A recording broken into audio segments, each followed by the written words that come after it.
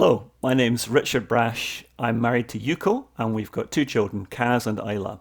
We are, at least since last year, mission partners with Wood Green in Japan, and my main job over here is training people for ministry in a seminary. We have visited you at Wood Green a couple of times in the past, and I was meant to be preaching for you last spring, but then everything went into lockdown, so I hope we can remedy that before long and see you in person.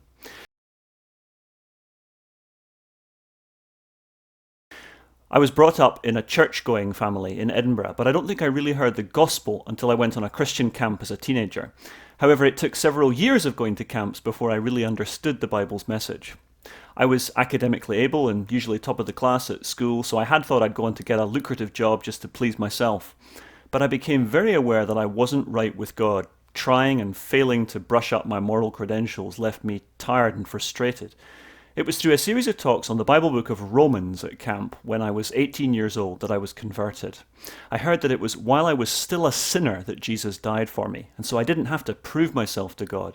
I could receive forgiveness from him as a gift of grace by trusting in Jesus. This news gave me a wonderful sense of release and joy, and I knew that life would never be the same again.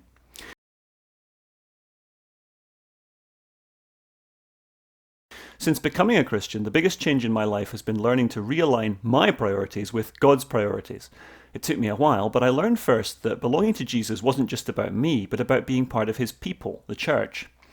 Due to the nature of our work, we've rarely stayed in one church for very long, 5 years at the most, so there have been several difficult partings along the way.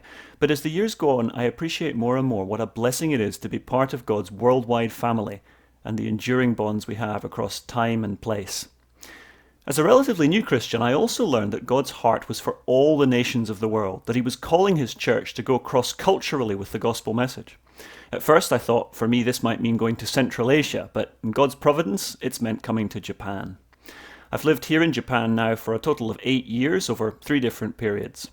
It can be hard to be far from what's most familiar, but I can say with the psalmist that in Jesus Christ the lines have fallen for me in pleasant places. Indeed, I have a beautiful inheritance.